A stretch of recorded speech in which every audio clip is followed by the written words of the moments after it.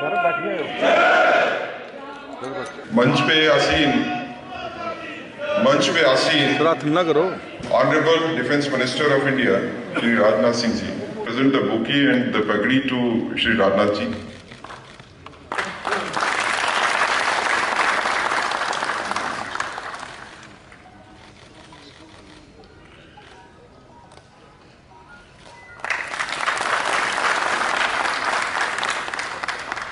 I'll request Ajay Pardal ji to present the bouquet to Dr. Jitendra Singh ji.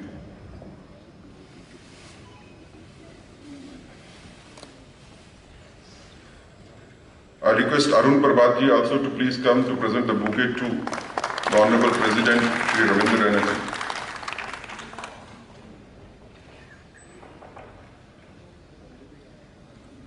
Shri Danish Mishra ji to present the bouquet to Shri Jugal Kishore ji, Member Parliament.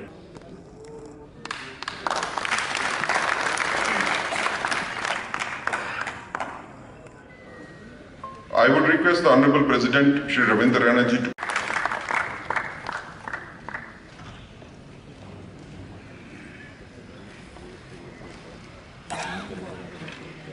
इस किताब की report की कॉपियां आप सबके लिए उपलब्ध हैं।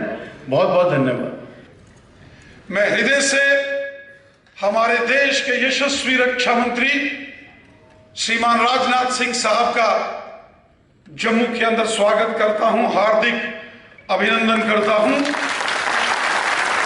हम सब जानते हैं हर मुश्किल परिस्थिति में, हर विकट परिस्थिति में परम श्रद्धेय राजनाथ सिंह साहब हमेशा जम्मू कश्मीर के लोगों के साथ कंधे से कंधा मिलाकर खड़े रहे।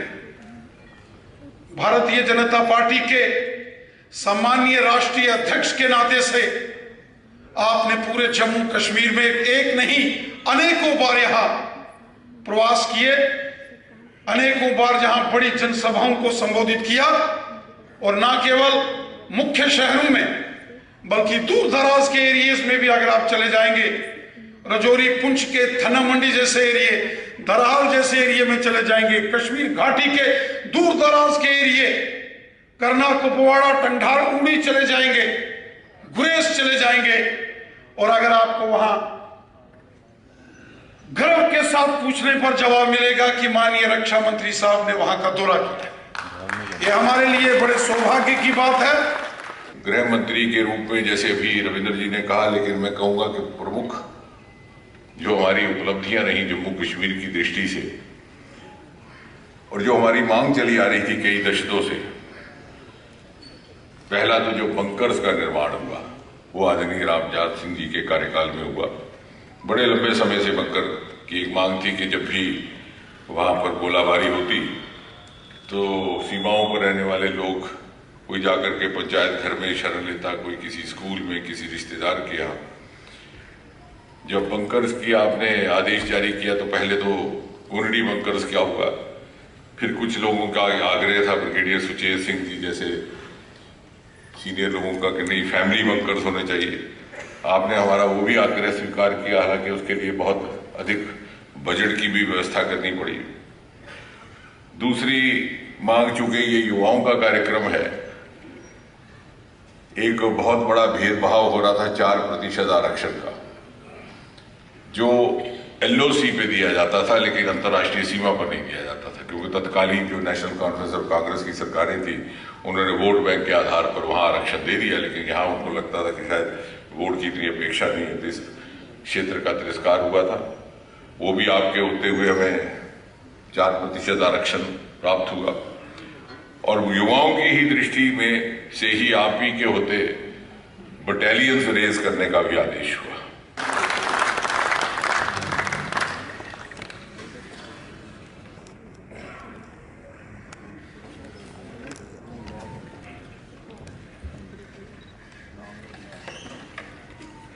मंत्रिमंडल के मेरे सहयोगी डॉक्टर जितेंद्र सिंह जी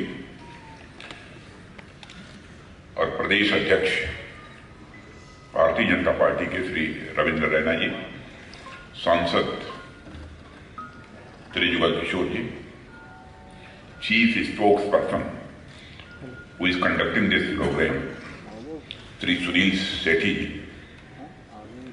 बहुत इफेक्टिवली कंडक्ट किया है सुनील जी आपने।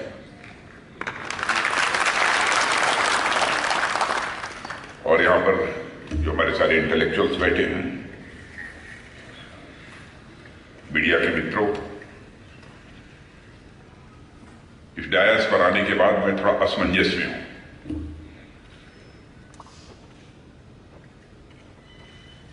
पहले मैंने देखा कि शायद सेवा और सुशासन पर चर्चा करने के लिए यहां पर आप सबको आमंत्रित किया गया है,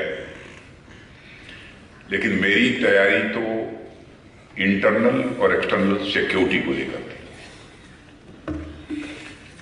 क्या बोलूं, कहां से मैं प्रारंभ करूं, इस कारण हमारे समक्ष एक असमंजस की स्थिति है।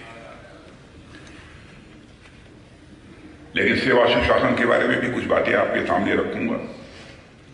इंटरनल और एक्सटर्नल सिक्योरिटी के बारे में जो प्रेजेंटेशन आप लोगों के सामने था वो बहुत ही कॉम्प्रिहेंसिव है, इसलिए बहुत ज्यादा डिटेल में जाकर कुछ बतलाने की आवश्यकता नहीं है। जो कुछ भी मैं चर्चा करूंगा अपनी गवर्नमेंट को लेकर ही चर्चा करूंगा, पॉलिटिकल पार्टी की यहां चर्चा नहीं करूंगा, क्योंकि आज तक अपनी पॉलिटिकल लाइफ में कभी भी यूनिवर्सिटी प्रीमाइस के अंदर मैंने कोई पार्टी कार्यक्रम नहीं किया है, उसकी कभी भी मैंने इजाजत नहीं दी। इसलिए यहां मैं कोई पॉलिटिकल बात नहीं बोलूंगा। गवर्नमेंट का जो परफॉर्मेंस रहा है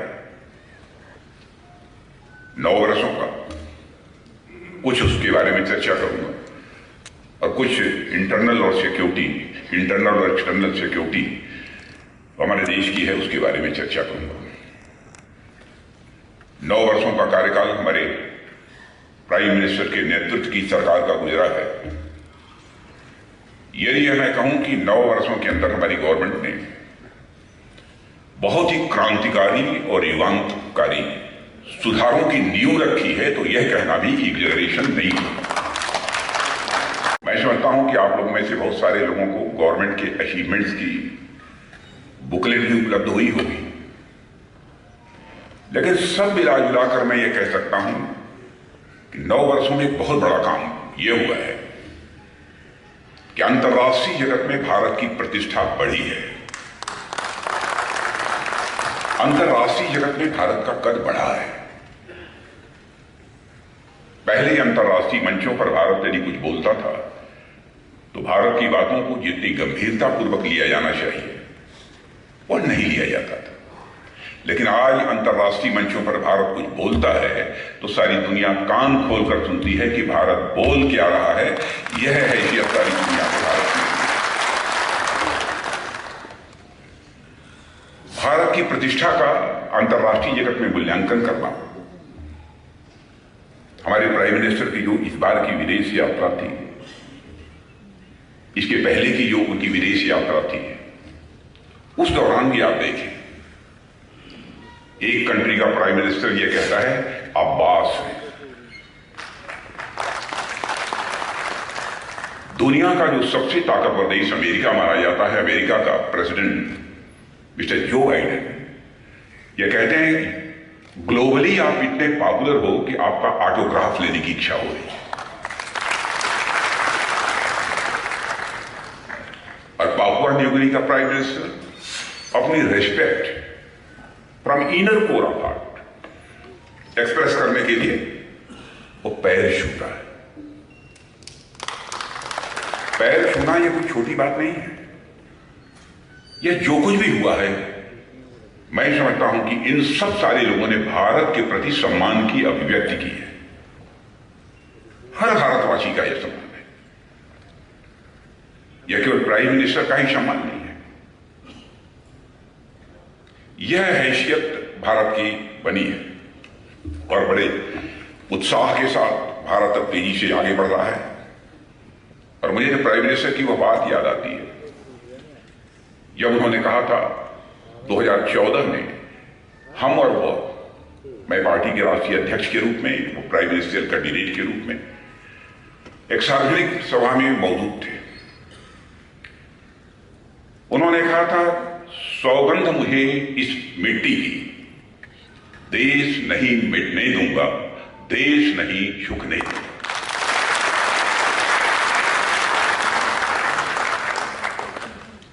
यदि मैं कहूं कि हमारे प्राइम मिनिस्टर ने जो कुछ भी उस समय सौगंध ली थी, कसम खाई थी, उसको लेटर एंड स्पिरिट में उसका निर्वाह किया है, तो यह कहना भी एग्जैजरेशन नहीं होगा। आर्थिक दृष्टि से यदि आप देखें, 2014 में जब हमारी गवर्नमेंट बनी थी, तो उस समय इकोनॉमी की साइज के मामले में भारत दुनिया में लगभग 10वें 11वें स्थान पर खड़ा था। लेकिन 9 वर्षों के अंदर ही हमारा भारत वहां से जंप लेकर दुनिया की टॉप 5 कंट्रीज में आकर खड़ा हो गया। मैं देख रहा था, मॉर्गन स्टैनले एक फाइनेंशियल फर्म है जो कि पहले भारत के बारे में कहती थी कि बहुत ही आर्थिक दृष्टि से यह कमजोर देश है, और उन्होंने एक टर्म कॉइन किया था, फ्रेजाइल 5। तो फ्रेजाइल 5 में कुछ कई कंट्री थी, ब्राजील था, इंडोनेशिया थी, साउथ अफ्रीका, उसमें भारत का भी नाम रखा था। 2013 की बात मैं कर रहा हूं, जब मॉर्गन स्टैनले इस फर्म ने पूरे वर्ल्ड की इकोनॉमी की चर्चा करते हुए यह बात कही थी, और उसी में उन्होंने फ्रेजाइल 5 का लड़खड़ाती हुई, टूटती हुई, कमजोर अर्थव्यवस्था की बात कही थी, 5 कंट्रीज की, तो उनमें भारत भी शामिल था। अब जानते हैं, वही मॉर्गन स्टैनले फर्म यह कहती है कि इस पॉसिबिलिटी को भी रूल आउट नहीं किया जा सकता कि 2027 आते आते, यानी 4 वर्षों के अंदर भारत दुनिया की टॉप 3 इकोनॉमीज में आकर खड़ा हो गया। लेकिन मैं जानता हूं कि सच्चाई को सारी दुनिया भी जानती है, पावर परचेजिंग पैरिटी के मामले में आज ही हमारा भारत दुनिया के 3 देशों में आकर खड़ा हो गया। पावर परचेजिंग पैरिटी के मामले यह हैसियत सारी दुनिया में भारत की बनी है। अब एक घटना, रूस और यूक्रेन के भी युद्ध चल रहा है। इस यूक्रेनियन क्राइसिस के दौरान हमारे बहुत सारे बच्चे जो वहां पर फंसे हुए थे यूक्रेन में, उनके गार्जियंस यहां बराबर गवर्नमेंट से डिमांड कर रहे थे, चाहे जैसे भी हो, यूक्रेन से हमारे बच्चों को आप बाहर निकालो। असमंजस की स्थिति थी, लेकिन एक स्ट्रांग विल पावर होने के कारण हमारे प्राइम मिनिस्टर ने चटपट फैसला किया और टेलीफोन उठाकर सीधे रूस के प्रेसिडेंट मिस्टर पुतिन से बात की, अमेरिका के राष्ट्रपति मिस्टर जो बाइडेन से बात की, और यूक्रेन के राष्ट्रपति मिस्टर जेलेंस्की से बात की। और आप सबको जानकारी है कि 4.5 घंटे के लिए युद्ध रुक गया और हम अपने हजारों बच्चों को लेकर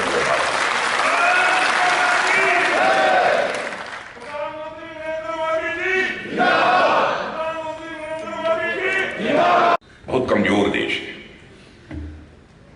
लेकिन अब यह धारणा धीरे धीरे काफी हद तक सारी दुनिया में समाप्त हो चुकी है।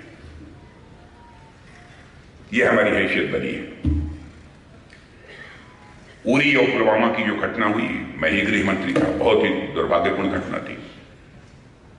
और जब मैं अपने शहीद जवानों का 100 अपने कंधे पर लेकर आगे बढ़ रहा था, उस समय जो हमारी स्थिति थी, हमारी उसको शब्दों में बयान नहीं कर सकता। जाने के बाद तुरंत प्राइम मिनिस्टर के साथ एक बैठक हुई। बहनों भाइयों, मैं इस प्राइम मिनिस्टर के विल पावर की मैं सराहना करना चाहूंगा। 10 मिनट भी नहीं लगे थे कि चटपट फैसला कर दिया। और आपने देखा कि उसके बाद हमारे सेना के जवानों ने सीमा के इस पार ही नहीं बल्कि उस पार जाकर आतंकवादियों का सफाया करने में काफी यानी भारत की ने यह मैसेज सारी दुनिया को देने में कामयाबी हासिल की कि भारत अब पहले जैसा भारत नहीं रहा। भारत भारत ताकतवर भारत बनता जा रहा है। जरूरत पड़ी तो भारत सीमा के इस पार भी मार सकता है और जरूरत पड़ी तो सीमा के उस पार भी जाकर भारत।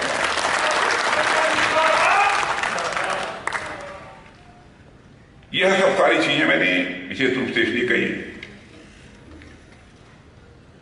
कि जिनके कारण कि भारत की प्रतिष्ठा अंतर्राष्ट्रीय जगत में बढ़ी है। कमिटमेंट का जहां तक प्रश्न है, पार्टी का अध्यक्ष होने के नाते और उसके पहले भी सामान्यतः इलेक्शन मैनिफेस्टो जब तैयार होता रहा है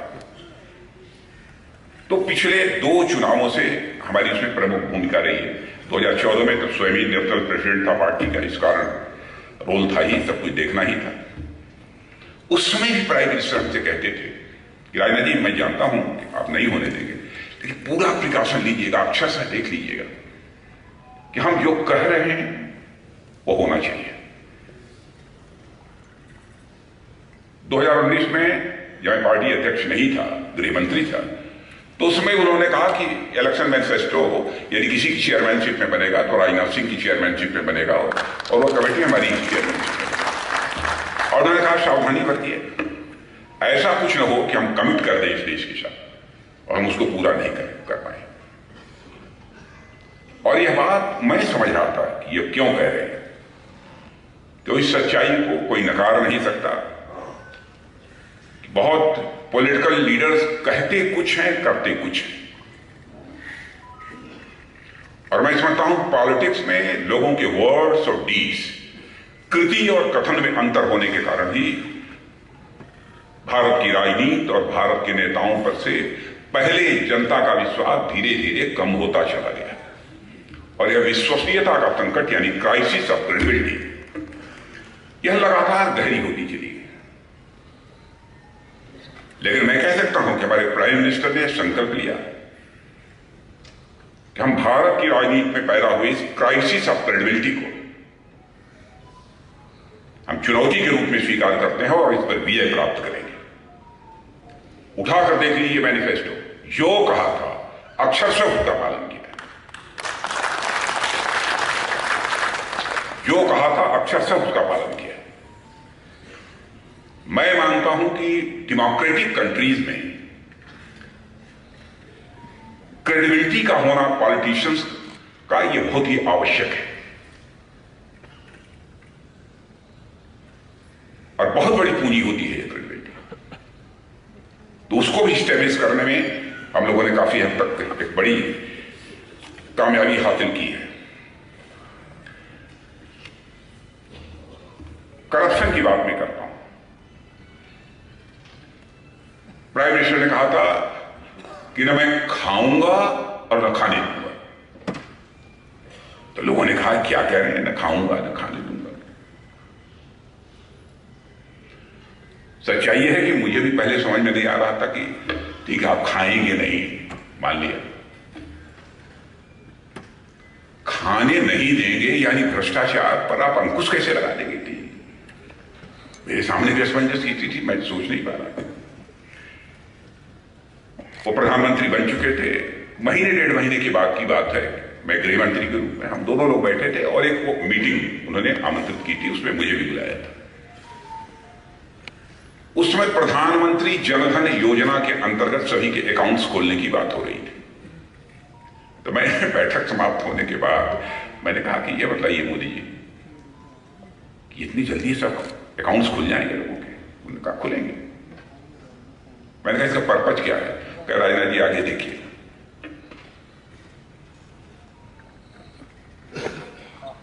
मैं समझता हूं कि हिंदुस्तान के हर परिवार में लोगों के अकाउंट्स बैंक में खुल गए।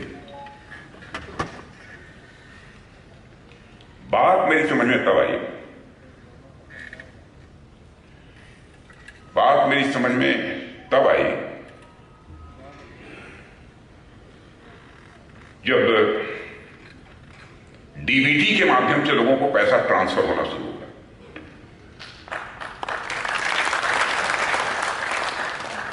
और मेरी बात राजीव गांधी जी की याद आई। राजीव गांधी जी हमारे देश के प्रधानमंत्री थे। उन्होंने कहा कि मैं क्या करूं मैं 100 पैसा ऊपर से भेजता हूं, बामुश्किल 15 पैसा नीचे तक लोगों के पास पहुंच पाता। ये प्रकार से लाचारी व्यक्त की थी।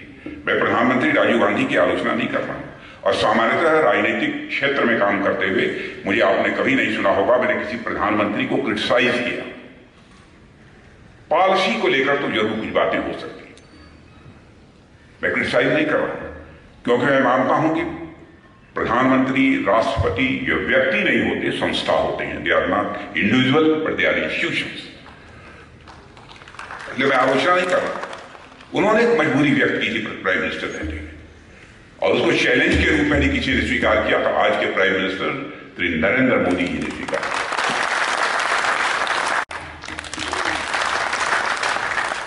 करप्शन केवल भाषण देकर न तो मिनिमाइज किया जा सकता है, रूट आउट करना तो बहुत बड़ी बात है। मैं यह दावा नहीं कर रहा हूं कि करप्शन को हमने रूट आउट कर दिया, ये कोई नहीं कर सकता। पता नहीं सतयुग में रहा होगा कि नहीं रहा होगा, मैं नहीं जानता। लेकिन करप्शन को भाषण देकर मिनिमाइज नहीं किया जा सकता। करप्शन को यदि मिनिमाइज किया जा सकता है तो सिस्टम में बदलाव लाकर ही मिनिमाइज किया जा सकता है, और इस काम को भी हमारे प्रधानमंत्री ने प्रारंभ किया। और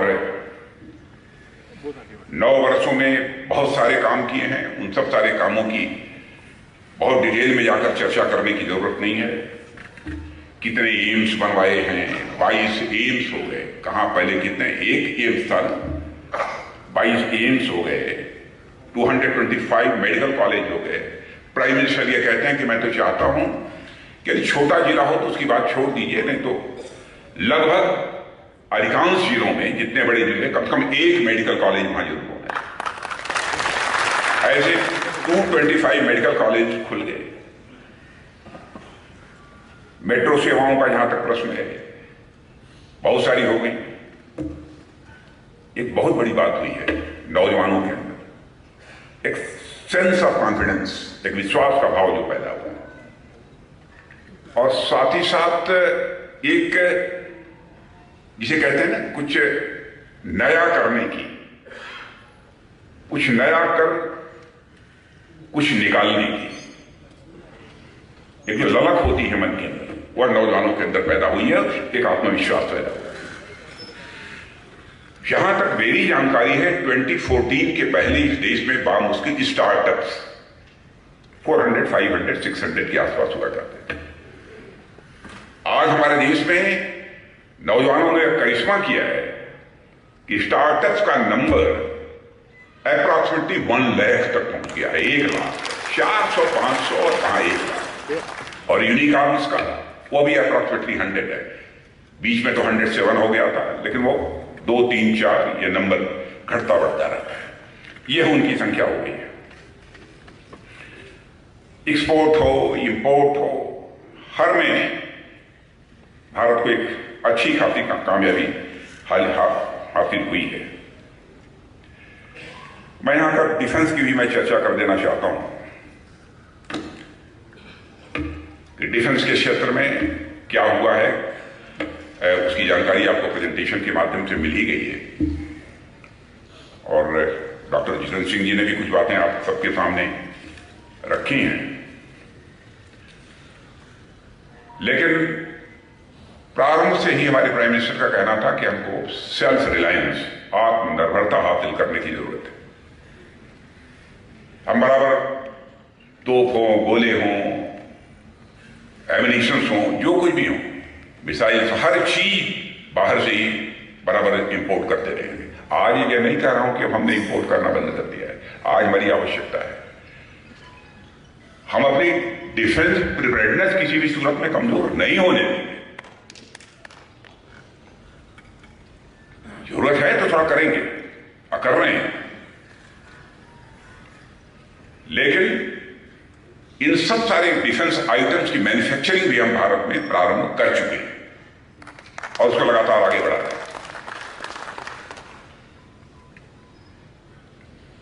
और डिफेंस मैन्युफैक्चरिंग जो हम यहां कर रहे हैं, उसका परिणाम यदि देखना हो तो लगभग 900 करोड़ का एक्सपोर्ट 2013 में भारत का होता था डिफेंस आइटम्स का, आज वह एक्सपोर्ट बढ़कर 16,000 पहुंच गया है।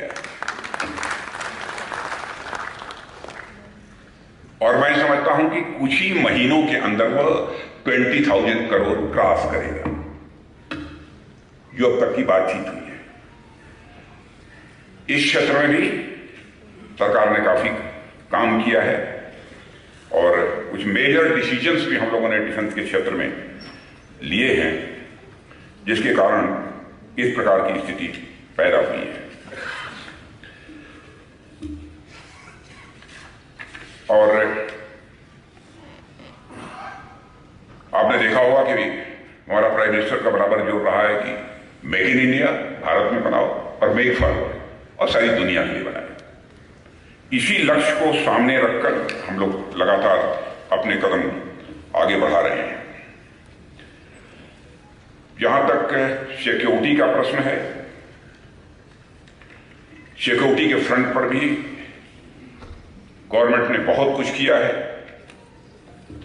हमारे लिए राष्ट्रीय सुरक्षा की दृष्टि से 4 डायरेक्टिव प्रिंसिपल्स हैं, नीति निर्देशक तत्व हम इसे कहते हैं। जब हम भारत की राष्ट्रीय सुरक्षा की बात करते हैं मित्रों, तो सबसे पहले बात सीमाओं की सुरक्षा की आती है, क्योंकि यदि सीमाएं सुरक्षित नहीं होंगी तो हमारा राष्ट्र भी किसी भी सूरत में सुरक्षित नहीं होगा। सीमा सुरक्षा की दृष्टि से हम 7 देशों के साथ लगे हुए 15,106 किलोमीटर लंबे लैंड बॉर्डर्स की निगरानी तो करते ही हैं, साथ ही साथ 7,516.6 किलोमीटर लंबी कोस्ट लाइन और कई लाख वर्ग किलोमीटर, जहां तक मेरी जानकारी है अप्रॉक्सीमेटली 21.72 लाख स्क्वायर किलोमीटर के एक्सक्लूसिव इकोनॉमिक जोन की भी रखवाली हम लोग करते हैं। पिछले लगभग 75 ईयर्स में लैंड और मैरीटाइम बाउंड्रीज पर हमें बहुत सारी चुनौतियों का सामना करना पड़ा है, मगर हमारी सेनाओं और सुरक्षा बलों ने मिलकर उस चुनौती का डटकर सामना किया है और उस पर विजय प्राप्त की है। साथियों, जब से हमारा यह भारत आजाद हुआ है, कई भारत विरोधी ताकतों की लगातार कोशिश रही है कि या तो सीमाओं पर या फिर सीमाओं के रास्ते से भारत के भीतर अस्थिरता का माहौल पैदा किया जाए। पाकिस्तान की जमीन से इसके लिए बड़े पैमाने पर लगातार कोशिश की गई है। आप लोग पड़ोसी हैं, अच्छी तरह जानते होंगे। और पाकिस्तान की तरफ से भारत को चोट पहुंचाने की कितनी बार और कैसी कैसी नापाक कोशिशें हुई हैं, इस पर मैं बहुत विस्तार में नहीं जाना चाहूंगा। मैं यह कहना चाहता हूं कि सीमा पार से प्रायोजित जो आतंकवाद है, आतंकवाद ने इस देश में हजारों निर्दोष नागरिकों की जानें ली हैं। दुर्भाग्य से आतंकवाद को प्रायोजित करने वाली ताकतों को सही जवाब देने में देरी हुई। देरी ही नहीं बल्कि यूपीए सरकार के बारे में कहूं, जितना इफेक्टिव स्टेप लेने चाहिए थे हो नहीं पाया, और पाकिस्तान को ही आतंकवाद से प्रभावित देश मानने की हम लोगों ने एक बार गलती कर दी थी कि पाकिस्तान भी आतंकवाद से यह प्रभावित देश है। प्रधानमंत्री नरेंद्र मोदी के नेतृत्व में हमारी सरकार ने आतंकवाद के खिलाफ प्रभावी कार्रवाई प्रारंभ की, इसकी जानकारी है आपको। और पहली बार देश ही दुनिया ने जाना कि जीरो टॉलरेंस अगेंस्ट टेररिज्म का मतलब क्या होता है, यह दुनिया ने समझा। और आतंकवाद के खिलाफ हमारी सरकार ने, जैसा हमने बताया कि उरी और पुलवामा की घटना हुई, उसके बाद क्या किया, भारत और विशेष रूप से जम्मू कश्मीर ने लंबे समय तक आतंकवाद का दंश झेला है। और यहां के लोग इस बात को भी अच्छी तरह जानते हैं कि आतंकवाद का जहर समाज को कैसे जड़ों से खोखला कर देता है। आतंकवाद का पूरा नेटवर्क यहां जम्मू और कश्मीर में दशकों से काम कर रहा था। आज उस नेटवर्क को काफी हद तक कमजोर करके उसके खिलाफ सख्त कार्रवाई की गई है। और हमने आतंकवाद की फंडिंग पर भी रोक लगाई है, हथियारों और ड्रग्स की सप्लाई पर भी हमने रोक लगाई है।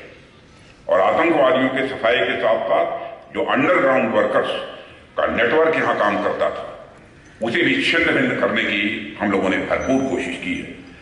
और इस काम को करने के लिए जहां पर विल पावर की जरूरत होती है, वहीं उन कंस्ट्रेंट्स को भी समाप्त करने की भी जरूरत थी और जो ऐसे राष्ट्र विरोधी ताकतों के खिलाफ प्रभावी करने की राह में बाधा बनते हैं। और साथियों, आर्टिकल 370, 35A को लेकर जो कुछ भी करना चाहिए वो हम लोगों ने किया। कमिटमेंट था, उस कमिटमेंट को पूरा किया और हमने इस धारा 370 को समाप्त कर दिया और दशकों में जो नाइंसाफ जम्मू और कश्मीर की जनता के साथ हो रही थी नाइंसाफी, उनके साथ हम लोगों ने इंसाफ किया है। और मैं इसे जम्मू कश्मीर की जनता के साथ ही इंसाफ नहीं मानता हूं, बल्कि भारत देश के साथ इंसाफ मानता हूं, क्योंकि धारा 370 के तहत जो जम्मू कश्मीर को स्पेशल स्टेटस प्राप्त था, उसका कोई लाभ होता तब तो बात समझ में आती, लेकिन कोई लाभ भी नहीं हो रहा था, इसलिए हमको समाप्त करना था। आतंकवाद को स्टेट पॉलिसी की तरह इस्तेमाल करने वाले देशों को यह अच्छी तरह से समझना होगा कि यह खेल अब लंबा नहीं चलने वाला है। आतंकवाद के खिलाफ आज दुनिया के अधिकांश बड़े देश एक मत हो चुके हैं और एक मन हो चुके हैं। एक समय था जब दुनिया का सबसे ताकतवर देश अमेरिका आतंकवाद को एक पॉलिटिकल वेपन की तरह देखता था, पर 9/11 की घटना के बाद उसका नजरिया बदला और अमेरिका यह मानता है कि आतंकवाद मानवता के खिलाफ एक वैश्विक अपराध है और terrorism is a global crime against humanity. अब अमेरिका भी यह बोलता है, यहां तक कि मुस्लिम देशों में भी यह नजरिया बन चुका है कि टेररिज्म इज अनएक्सेप्टेबल। यानी भारत जो बात कई सालों से कह रहा था, वही बात अब लगभग पूरी दुनिया मानने लगी है। अभी प्रधानमंत्री मोदी जी ने अमेरिकी राष्ट्रपति मिस्टर जो बाइडेन के साथ एक ज्वाइंट स्टेटमेंट जारी किया है, शायद समाचार पत्रों में आपने उसे देखा होगा, और उसे पढ़ने पर साफ पता चलता है कि आज भारत ने आतंकवाद के मुद्दे पर कैसे अमेरिका सहित पूरे विश्व की मानसिकता को बदलने में कामयाबी हासिल की है। पूरे विश्व की मानसिकता आप उठाकर पास हिस्ट्री देख लीजिए बहुत सारे देशों की कि आतंकवाद के मुद्दे पर उनकी क्या अप्रोच रही है। इस ज्वाइंट स्टेटमेंट में एक बात साफ हो गई है कि यूएन लिस्टेड टेरर ऑर्गेनाइजेशंस, जिनमें लश्कर-ए-तोयबा, जैश-ए-मोहम्मद, हिजबुल मुजाहिदीन शामिल हैं, उनके खिलाफ कंसर्टेड एक्शन होना चाहिए। यह अमेरिका और इंडिया के बीच का जो ज्वाइंट स्टेटमेंट है, उसमें यह बात कही गई है। और इस ज्वाइंट स्टेटमेंट में यह भी कहा गया है कि पाकिस्तान अपने यहां होने वाली हर आतंकी कार्रवाई पर लगाम लगाए और अपनी जमीन का इस्तेमाल, ये अमेरिका भी बोल रहा है, ध्यान दीजिएगा जो लोग पासफिस्टी जानते होंगे, और अपनी जमीन का इस्तेमाल इसके लिए किसी भी सूरत में न होने दें। साथ ही 26/11 और पठानकोट के हमलों के दोषियों पर कार्रवाई करे। पहली बार यह स्टेटमेंट आया। इसी तरह टेरर फंडिंग को समाप्त करने पर भी ज्वाइंट स्टेटमेंट में बात की गई। यह छोटी कामयाबी नहीं है, क्योंकि इससे सिद्ध हो गया है कि भारत जो कुछ भी पाकिस्तान प्रायोजित आतंकवाद को खत्म करने के लिए कर रहा है, वह सही दिशा में जा रहा है। साथियों, स्वाभाविक है कि पाकिस्तान के हुक्मरानों को इस ज्वाइंट स्टेटमेंट से मिर्ची लगेगी। उनकी तरफ से फिर से वही रटा रटाया बयान आया है कि भारत दुनिया का कश्मीर से ध्यान हटा रहा है। हम मान गए इस बात को। काफी हद तक कश्मीर के मुद्दे से दुनिया का ध्यान हटाने में कामयाबी हमने हासिल की है। मैं पाकिस्तान की सरकार को भी स्पष्ट बतलाना चाहता हूं कि कश्मीर की रट लगाकर कुछ हासिल नहीं होगा। अपना घर संभालिए और जिस तरीके के हालात वहां हैं उसमें कुछ भी जाए तो ऐसा आश्चर्य आपको नहीं होना चाहिए। साथियों, जम्मू और कश्मीर का एक बड़ा हिस्सा, जिसे कि पाक ऑक्युपाइड कश्मीर के रूप में हम जानते हैं, वहां के लोग देख रहे हैं कि इस तरफ लोग अमन और चैन के साथ अपनी जिंदगी बिता रहे हैं, यानी भारत में, और वहां जब पाकिस्तान की सरकार के द्वारा जब उन पर जुल्म किया जाता है, नाइंसाफी की जाती है, तो उन्हें तकलीफ होती है। मैं पाक ऑक्युपाइड कश्मीर के लोगों की बात नहीं कर रहा हूं। पीओके पर सिर्फ गैर कानूनी कब्जा कर लेने से पाकिस्तान की कोई लोकस स्टैंडाई नहीं बनती है। भारत की संसद में पीओके को लेकर एक सर्वसम्मत प्रस्ताव पारित है कि वह भारत का ही हिस्सा था, है और आगे भी होना। और इस मंशा को एक नहीं, कम से कम 3 प्रस्ताव संसद में इस मंशा को लेकर पारित किए जा चुके हैं। साथियों, हमारा अब तो आप ये देख रहे हैं कि पीओके में क्या हो रहा है। मैंने एक बार कहा था कि मुझे लगता है कि बहुत ज्यादा हमको कुछ करने की जरूरत नहीं पड़ेगी। पाक ऑक्युपाइड कश्मीर के लोगों पर जो जुल्म ढाया जा रहा है, वहीं से यह डिमांड उठेगी कि हमको भारत में अपने को मर्ज करना। और आपने देखा होगा टेलीविजन के पर्दे पर कई बार वहां के लोग स्लोगन, नारे लगा रहे हैं कि हमको भारत में मर्ज करो। यह कोई छोटी बात नहीं है। साथियों, हमारा दूसरा पड़ोसी देश चीन है। चीन के साथ भी कई बार कुछ मुद्दों को लेकर मतभेद हो जाता है, मगर सच है कि लंबे समय से चीन के साथ सीमा को लेकर एक पर्सनल डिफरेंस है ही। और इसके बावजूद कुछ ऐसे समझौते हैं, कुछ ऐसे प्रोटोकॉल्स हैं जिनका पालन करते हुए दोनों देशों की सेनाएं पेट्रोलिंग करती हैं। यह समझौते नरसिम्हा राव जी के समय में, अटल जी के समय में और डॉक्टर मनमोहन सिंह जी के समय में दोनों देशों की सहमति के आधार पर भी हुए हैं। 2020 में पूर्वी लद्दाख में जो विवाद हुआ था, उसका कारण था कि चीन की सेनाओं ने एग्रीड प्रोटोकॉल्स को नजरअंदाज किया था। चीनी सेना पीएलए ने यूनिलेटरल तरीके से एलएसी पर कुछ बदलाव करने का प्रयास किया, जिसे हमारे बहादुर सैनिकों ने उसे विफल कर दिया। गलवान की उस घटना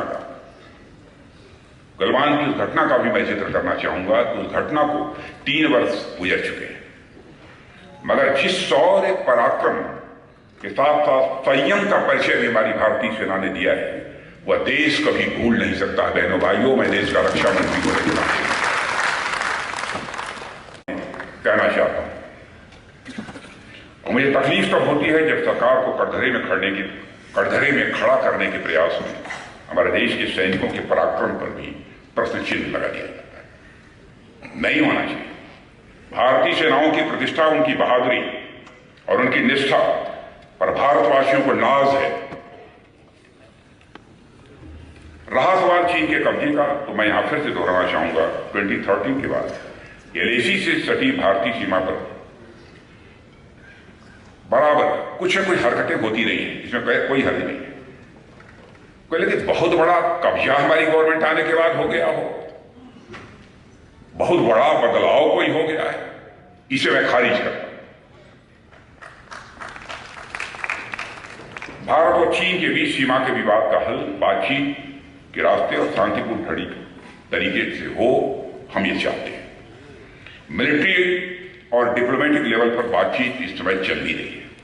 मैं आप सभी को आश्वस्त करना चाहता हूं कि हम भारत की सीमा, उसके सम्मान और उसके स्वाभिमान से किसी भी सूरत में समझौता नहीं करेंगे। सीमाओं की पवित्रता को हम कतई भंग नहीं होने देंगे। मित्रों, चीन के साथ 1962 में जो हुआ, उससे हमने बहुत कुछ सबक लिया है। उस समय देश में बॉर्डर इंफ्रास्ट्रक्चर की स्थिति बहुत ही खराब थी। आज स्थिति बहुत तेजी से बदल रही है। हमारी सरकार ने रोहतांग में अटल टनल का निर्माण किया है। यह प्रोजेक्ट लंबे समय से लटका हुआ था। हमारी सरकार ने 26 सालों का काम 6 साल में करके दिखाया है। जितने हाई अल्टीट्यूड पर यह अटल टनल बना है, उतने हाई अल्टीट्यूड पर इतना बड़ा टनल विश्व में कहीं भी किसी दूसरे देश में आपको नहीं मिलेगा। इसका स्ट्रेटेजिक इंपॉर्टेंस भी है, और यह टनल उत्तरी सीमाओं पर सेनाओं के आवागमन को बहुत सुगम बनाता है, और एक इसका स्ट्रेटेजिक एडवांटेज भी हम सबको है। साथियों, आज तो लद्दाख में 19,000 फीट की ऊंचाई पर दुनिया की सबसे ऊंचाई पर रोड बना दी है हम लोगों ने। ये उमलिंगला पास पर रोड बनाकर बीआरओ ने दुर्गम इलाकों को भी जोड़ दिया है। अब बॉर्डर ऑर्गेनाइजेशन लद्दाख में 135 किलोमीटर लंबा एक और हाईवे बना रहा है, जो डेमचो और चुशूल को जोड़ देगा। यानी पैंगांगसो तक पहुंचने का रास्ता पहले के कंपैरिजन में काफी हद तक आसान हो जाएगा। आज बॉर्डर रोड्स ऑर्गेनाइजेशन बड़ी तेजी से देश के सभी सीमावर्ती इलाकों में सड़कों का, ब्रिजेस का और अन्य इंफ्रास्ट्रक्चर प्रोजेक्ट्स का भी निर्माण कर रहा है। और लद्दाख ही नहीं, जम्मू कश्मीर, हिमाचल, उत्तराखंड, अरुणाचल प्रदेश सभी सीमाई राज्यों में इंफ्रास्ट्रक्चर डेवलपमेंट का कार्य जारी है। और यह सब इसलिए हो रहा है क्योंकि राष्ट्रीय सुरक्षा में बॉर्डर इंफ्रास्ट्रक्चर की मजबूती बहुत जरूरी है। और साथ ही जो भारतीय नागरिक तमाम कष्ट झेलने के बावजूद सीमावर्ती इलाकों में रहते हैं, उन्हें भी इसका लाभ होता है। सीमाओं पर रहने वाले नागरिक हमारे लिए स्ट्रेटेजिक एसेट है। उनके हितों को ध्यान में रखते हुए भी बॉर्डर इंफ्रास्ट्रक्चर मजबूत करना जरूरी है। हम तो चाहते हैं कि हमारा बॉर्डर इंफ्रास्ट्रक्चर इतना डेवलप हो जाए कि हम बहुत सारे लोगों को सीमा पर भी ले जाकर वहां बसाना चाहते हैं, वहां पर अपने घर बनवाएं, वहां पर रहें, क्योंकि जो सीमा पर रहने वाले लोग हैं वो हमारे स्ट्रेटेजिक एसेट है। साथियों, एक समय था नॉर्थ ईस्ट का पूरा इलाका इंसर्जेंसी की चपेट में था और पिछले 9 सालों में नॉर्थ ईस्ट में शांति का एक नया दौर आया। बड़ी संख्या में इंसर्जेंट्स या तो मारे गए या तो मुख्य धारा में शामिल हो गए। आज आप पूर्वोत्तर के राज्यों में जाएं तो आपको पूरी तस्वीर बदली हुई नजर आएगी। पहले का नॉर्थ ईस्ट और अब का नॉर्थ ईस्ट दोनों में बहुत बड़ा अंतर आपको दिखाई देगा। मैं तो ये कहना चाहूंगा कि मोदी जी के अब तक के प्रधानमंत्रित्व काल में काल की सबसे बड़ी स्ट्रेटेजिक विक्ट्री नॉर्थ ईस्ट में शांति की बहाली है। कुछ ऐसी परिस्थितियां थी कि मणिपुर में कुछ ऐसी स्थिति पैदा हुई है, लेकिन अब स्थिति धीरे धीरे काफी हद तक सामान्य हो रही है। और मुझे इस बात की व्यक्तिगत रूप से संतोष है कि 5 साल मुझे गृह मंत्री के रूप में भी इस पीस प्रोसेस में को गति देने का अवसर भी मुझे प्राप्त हुआ है।